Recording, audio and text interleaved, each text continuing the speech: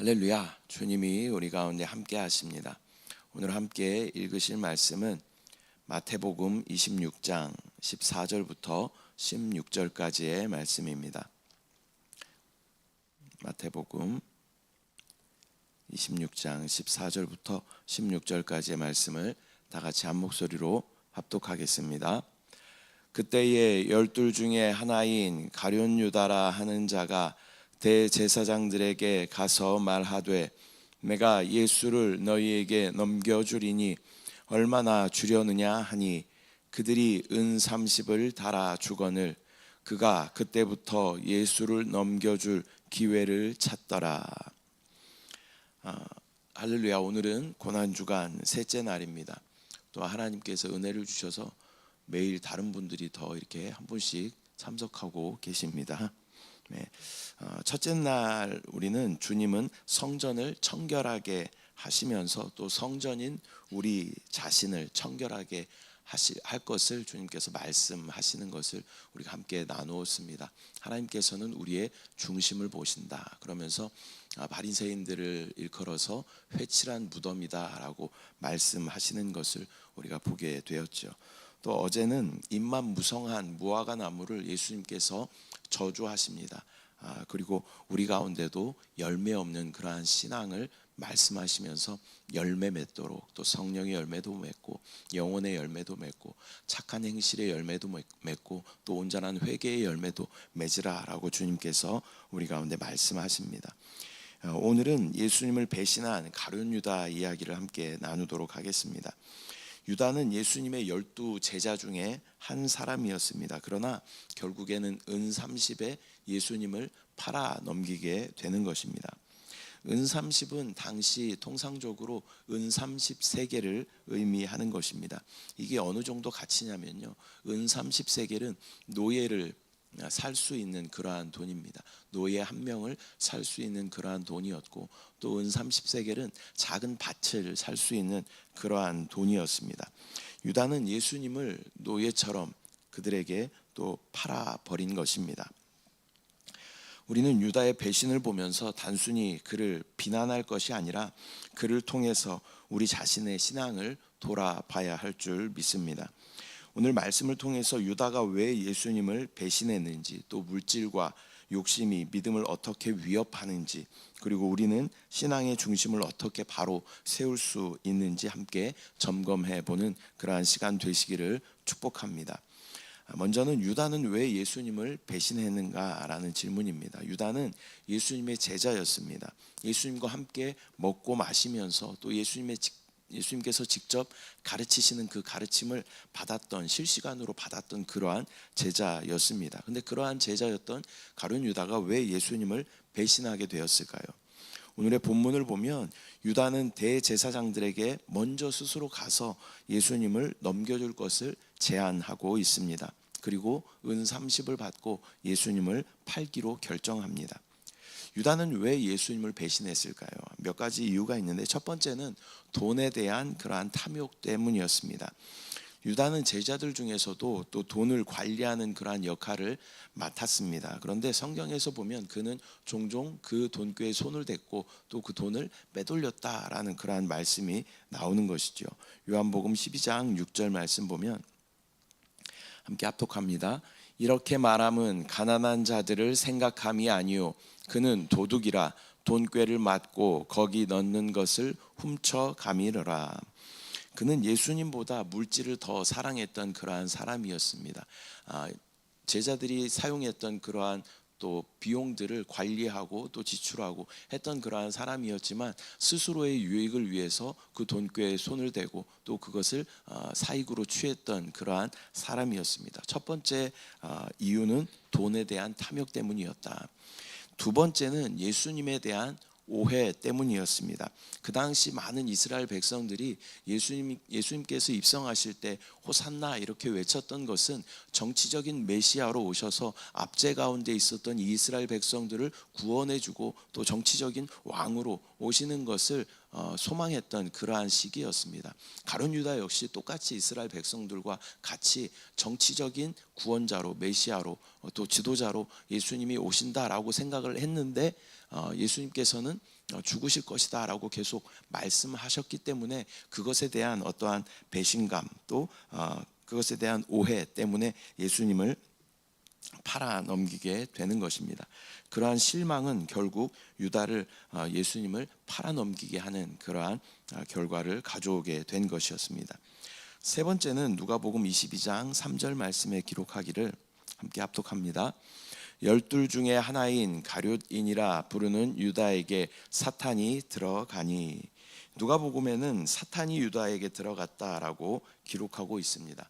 결국 유다는 사탄의 속삭임을 듣고 또 예수님을 배신하는 그러한 선택을 하게 된 것입니다. 유다의 배신은 단순한 실수가 아니라 그의 마음이 점차 하나님을 떠난 그러한 결과였습니다.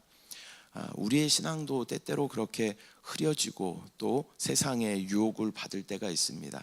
또 작은 선택들이 쌓여서 결국 예수님을 멀리하게 되는 그러한 분들을 주위에서 종종 보게 되는 것입니다. 이것쯤이야 괜찮겠지라고 우리는 세상과의 그 간극 가운데 점점 더 틈을 주게 됩니다. 사단은 그럴 때 정확하게 우리에게 틈타서 예수님과 점점 더 멀어지게 하는 것이 사단의 계략이다라는 것을 우리는 정확하게 기억해야 할 줄 믿습니다. 유다는 돈에 대한 욕심 때문에 예수님을 팔았습니다. 그렇다면 우리는 어떻습니까? 물질과 세상의 욕심이 우리의 신앙을 위협하는 순간은 없었습니까? 성경은 돈 자체가 악이다라고 이야기는 하진 않습니다. 그러나 돈을 사랑하는 것이 일만 악의 뿌리가 된다라고 말씀하고 있습니다. 디모데전서 6장 10절 말씀 함께 합독합니다. 돈을 사랑함이 일만 악의 뿌리가 되나니 이것을 탐내는 자들은 미혹을 받아 믿음에서 떠나 많은 근심으로써 자기를 찔렀도다. 돈이 하나님보다 더 중요해질 때 우리는 유다와 같은 그러한 선택을 하게 될 위험이 있다라는 것입니다.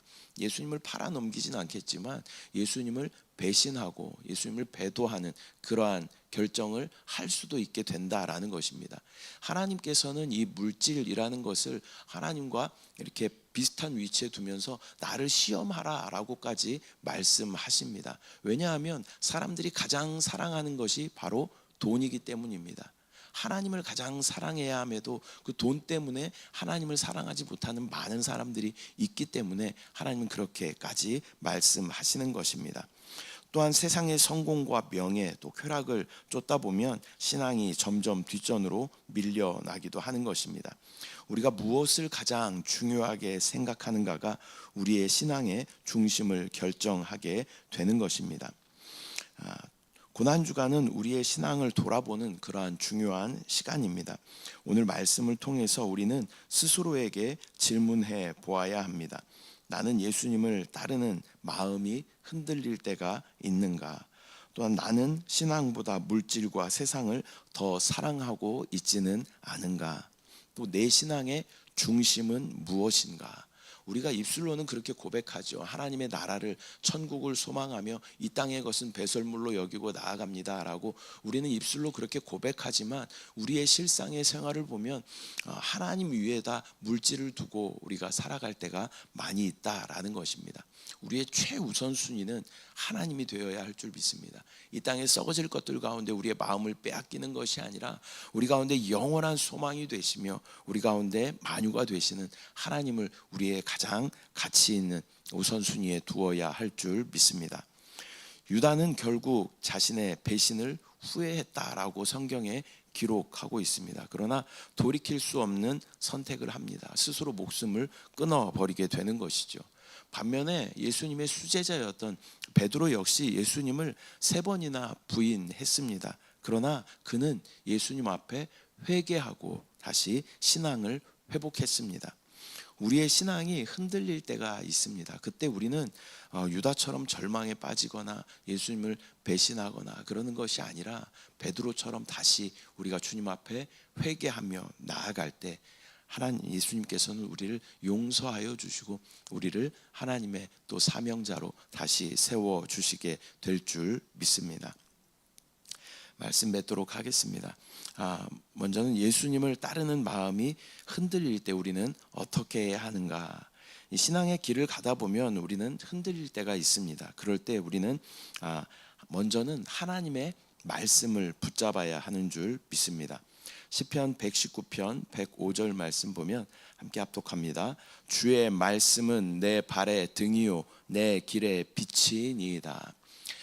하나님께서 우리 순간순간 우리의 발걸음을 인도하시면서 우리 가운데 말씀하여 주시는 그러한 말씀들이 있습니다. 지금 이 시간 어쩌면 우리의 흔들리는 믿음 가운데 하나님께서 오늘의 말씀을 주시는 것일 수도 있는 것이죠. 그래서 순간순간 우리 가운데 주시는 그 말씀을 따라 우리가 순복하며 나아갈 때 하나님은 우리를 하나님의 또 소망의 길로 또 하나님의 나라로 인도하여 주시는 줄 믿습니다. 하나님의 말씀을 붙잡아야 한다. 또한 우리는 기도하면서 하나님 앞에 나아가야 할 줄 믿습니다. 예수님께서도 그 십자가의 고난을 앞에 두고 겟세마네에서 땀방울이 핏방울이 되도록 기도하시는 모습들을 우리가 보게 되죠. 또 무엇보다 기도에 전념하셨던 예수 그리스도의 사역을 우리가 보게 됩니다. 우리가 믿음이 흔들리지 않기 위해서는 순간순간 주 예수의 이름을 부르며 또 기도하는 삶을 살아야 할 줄 믿습니다. 또 세 번째는 영적인 공동체 안에 있어야 한다라는 것입니다. 신앙의 길을 혼자 가는 것은 매우 위험하고 또 쉽게 넘어질 수 있는 것입니다. 그렇기 때문에 신앙의 공동체가 필요한 것입니다. 작은 공동체이지만 우리 순복음 영과 생명의 교회 안에 어찌됐건 또 믿음 안에 또 새벽 예배도 나오고 또 수요 모임도 나오고 금요 찬양 예배도 나오고 주일 예배도 나오고 또 함께 나누고 모임하고 식사하고 이러한 모임들이 또 요즘에는 이제 인터넷이 많이 발달되어 있기 때문에 이 카톡이라는 이 인터넷 가상 그 공간 안에서 수도 없이 많은 또 기도의 제목도 나눌 수 있는 것이고 우리의 삶도 나눌 수 있는 것입니다. 그리고 서로를 격려하고 위로하고 함께 나아갈 때 우리 공동체를 통해서 우리의 믿음이 강건하게 세워지는 줄 믿습니다. 마지막으로 우리는 우리 스스로에게 좀 질문해 볼 필요가 있습니다. 나는 무엇을 가장 사랑하는가? 또한 예수님이 내 삶의 최우선 순위이신가? 또 신앙의 중심을 잃어버리지 않으려면 어떻게 해야 하는가? 이러한 질문들을 고난주간을 맞이하여서 스스로에게 질문해 보시고 또 우리의 중심을 정확하게 또 십자가 중심의 신앙으로 가지고 나아갈 때 하나님께서는 우리 가운데 함께 하시고 우리 가운데 중심이 흔들리지 않는 견고한 신앙을 우리 가운데 허락하실 줄 믿습니다. 오늘의 말씀에서 유다의 배신은 단순한 과거의 사건이 아니라 오늘날 우리에게도 적용되는 그러한 말씀입니다. 유다의 모습을 보며 주님을 곁에서 보고 주님을 따랐던 제자가 어떻게 주님을 배신할 수 있는가라고 우리가 질문할 수 있겠지만 우리도 돈과 욕심 또 세상의 유혹에 빠질 수 있습니다. 우리의 신앙이 흔들릴 수도 있는 것입니다. 그러나 중요한 것은 우리가 어디로 돌아가는가 하는 것입니다. 회개라는 말은요, 가던 길을 다시 되돌아오는 것을 회개라고 이야기하는 것입니다. 우리가 시험에 들 수 있어요. 또 세상 가운데 나아갈 수 있어요. 그러나 중요한 것은 다시 주님께 돌아오는 것이 중요하다라는 것입니다. 저와 여러분이 이 가룟 유다는 어떻게 했어요? 후회하고 스스로 목숨을 끊고 자기의 삶을 마감해 버렸어요. 그러나 베드로는 회개하고 주님께 돌아옴으로 말미암아 다시 한번 주님께서 사용하시는 손에 익은 거룩한 도구가 되었다라는 것입니다. 저와 여러분이 시험에 들 수 있습니다. 또 세상 가운데 나아갈 수 있어요. 그러나 다시 주님께 돌아오고 다시 주의 보혈로 정결하게 되고 다시 주님 앞에 용서받고 우리 모두가 주님께서 맡겨주신 그 사명을 향해 나아갈 때 우리는 하나님의 나라의 소망을 품게 되는 줄 믿습니다. 저와 여러분이 우리의 신앙을 다시 한번 점검하고 또 십자가의 그 중심의 신앙을 가지고 나아가는 이 고난주간 또 부활을 소망하는 저와 여러분들 되시기를 축복합니다. 기도하겠습니다. 사랑의 주님, 은혜와 사랑을 감사드립니다. 오늘은 또 가룟 유다의 모습을 보면서 우리의 신앙을 다시 한번 점검해 봅니다. 우리가 주님을 떠날 때도 있고 또 주님을 부인할 때도 있고 세상에 휩쓸려 갈 때도 있고 시험에 들 때도 있고 시련 가운데 있을 때도 있을지 모르지만 그러나 우리에게는 돌아올 주님이 계시다, 돌아올 본향이 있다라는 것을 믿음으로 바라보게 하시고 순간순간 주께로 돌이켜 주님의 놀라운 생명과 평강과 안식을 누릴 수 있도록 주여 은혜를 부어 주시옵소서. 우리의 삶의 최고의 가치가 예수 그리스도이심을 믿음으로 바라보게 하시고 물질의 세상의 유혹 가운데 흔들리지 않는 단단한 믿음을 우리 가운데 허락하여 주시옵소서. 끝까지 주님 맡겨주신 귀한 사명을 넉넉하게 감당하다가 주님 만날 수 있도록 주여 은혜를 부어 주시옵소서. 또 고난 후에 부활의 소망 되시는 예수 그리스도께서 계심을 믿음으로 바라보게 하시고 우리의 삶 가운데 고난이 있을지라도 결국 우리를 부활의 소망으로 충만케 하실 재림의 소망을 가지고 나아갈 수 있도록 주여 은혜를 부어 주시옵소서. 오늘 하루도 그 십자가의 부활의 놀라운 소망 가지고 능력 가지고 세상을 점령하며 나아가는 우리 모두 될 수 있도록 은혜를 부어 주시옵소서. 역사하신 주님을 바라봅니다. 또 기도에 응답하신 주님을 찬양합니다. 주님을 신뢰합니다. 주님을 사랑합니다. 감사드리고 예수님의 이름으로 기도드립니다. 아멘. 하늘에 계신 우리 아버지여, 이름이 거룩히 여김을 받으시오며 나라가 임하시오며 뜻이 하늘에서 이루어진 것 같이 땅에서도 이루어지이다. 오늘 우리에게 일용할 양식을 주시옵고 우리가 우리에게 죄 지은 자를 사하여 준 것 같이 우리 죄를 사하여 주시옵고 우리를 시험에 들게 하지 마시옵고 다만 악에서 구하시옵소서. 나라와 권세와 영광이 아버지께 영원히 쌓옵나이다. 아멘.